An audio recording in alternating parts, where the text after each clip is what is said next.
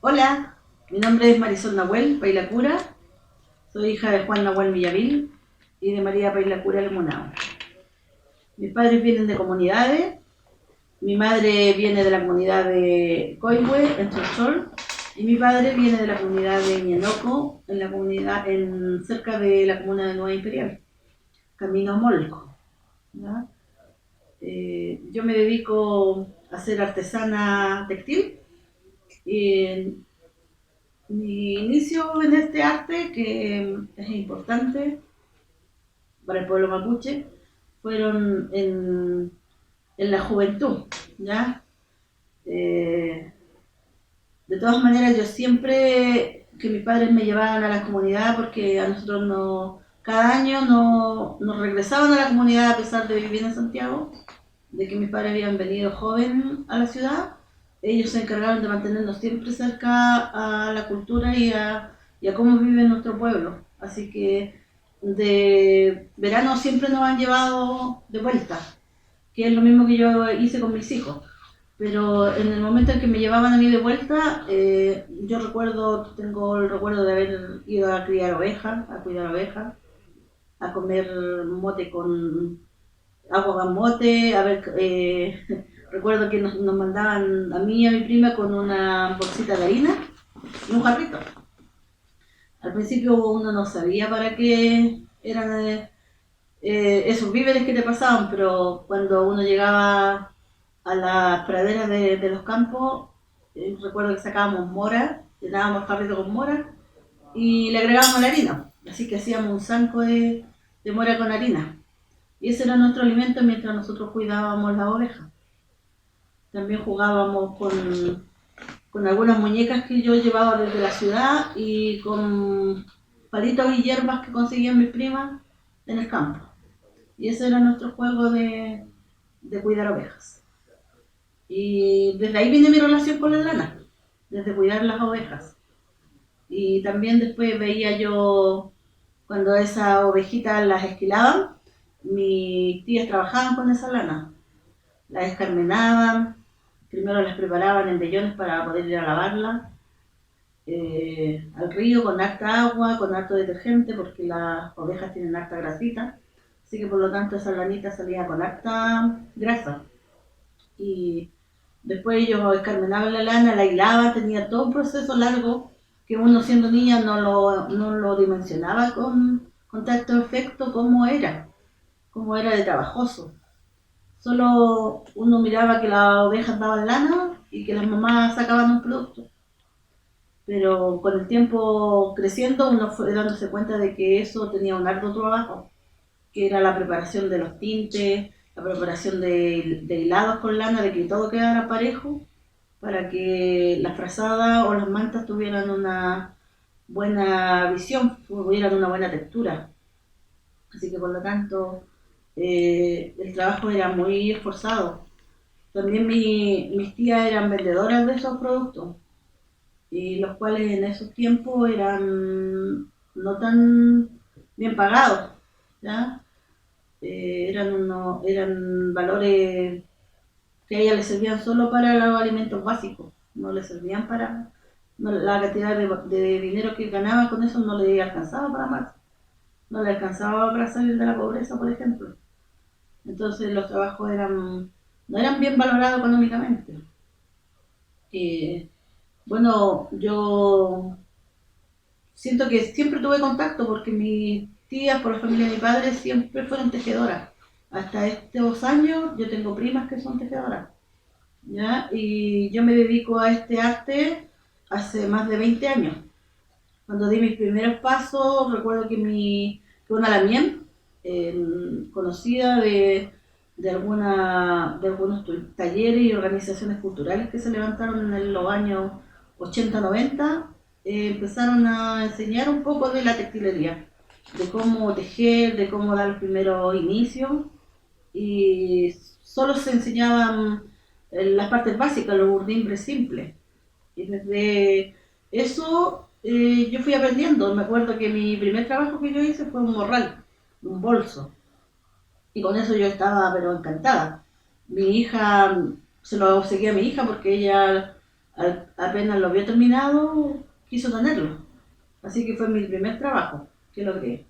Después con el tiempo, bueno, no un tiempo tan largo, sino que cercano, porque en mí ya estaba la inquietud de que yo quería aprender, quería seguir el conocimiento, quería saber eso que estaba ahí guardado, y empecé a tejer, a practicar, después con el tiempo fui conociendo a otros lamines que sabían dibujar, yo aprendí a dibujar, mi inquietud fue creciendo, así que fui viendo en algunos trabajos antiguos cómo se hacía, sacando las trenzas, desarmando las trenzas para ver cómo se podía repetir, hasta que lo logré.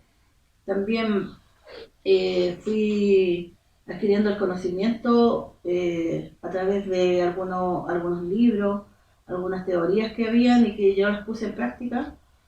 Fui adquiriendo eh, la tranquilidad de poder hacerlo, porque de primera uno está ansiosa de si me va a salir, de la inseguridad, si lo va a lograr, hasta que fui lográndolo y perfeccionándolo.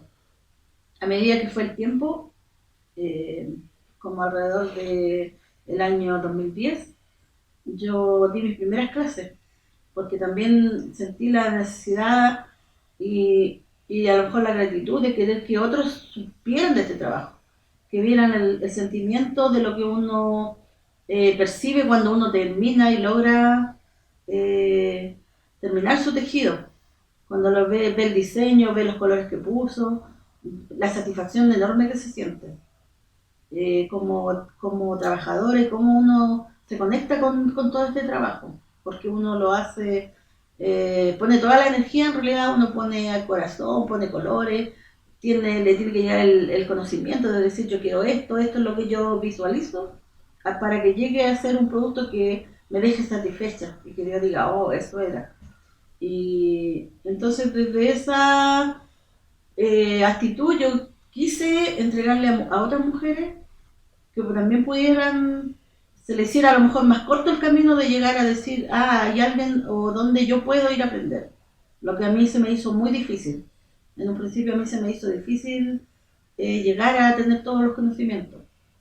Y debido a eso entonces, yo hace 10 años que soy profesora de telar en el Centro Cultural Chincohue, donde han llegado muchas mujeres.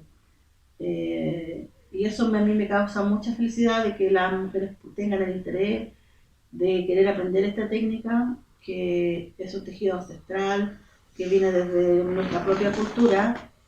Y entonces, cuando ellas llegan a dar sus primeros pasos con un telar simple como yo lo di, y yo siempre les explico a ellas que guarden su primer trabajo, porque el primer trabajo es el más importante, es cómo yo llegué, cómo llegó mi energía, cómo yo estuve dispuesta a poner mis sentimientos y mi hebra en ese trabajo.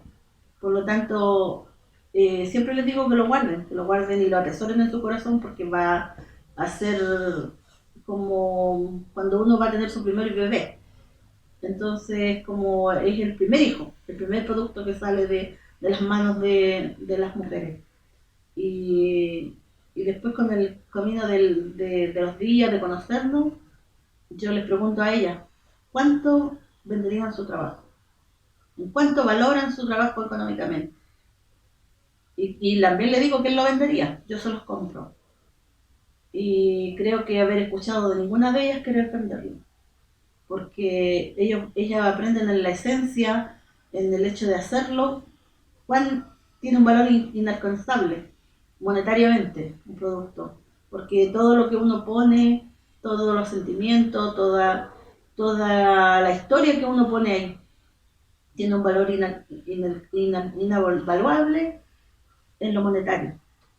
Y veo también crecer a mis alumnas cuando ellas van pudiendo dibujar, cuando ellas van ayudándose unas entre otras, porque esto también trae comunidad, trae una forma de vivir distinta, trae el cómo compartir la sabiduría y que esto no se quede guardado, que no se pierda, porque esa es la importancia y la relevancia de este trabajo, por eso ha trascendido durante siglos, porque no son años los que lleva la artillería mapuche, son siglos que ha caminado con el pueblo mapuche de la mano. porque esto es donde, por ejemplo, los productos como el Rarigüe, que lo usan las mujeres, lo usamos las mujeres para afirmar nuestro vestido, nuestro cupán.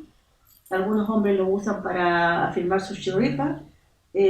Son nuestras prendas que vestimos para lo ceremonial, para toda la importancia eh, que tiene nuestra vida social como mapuche.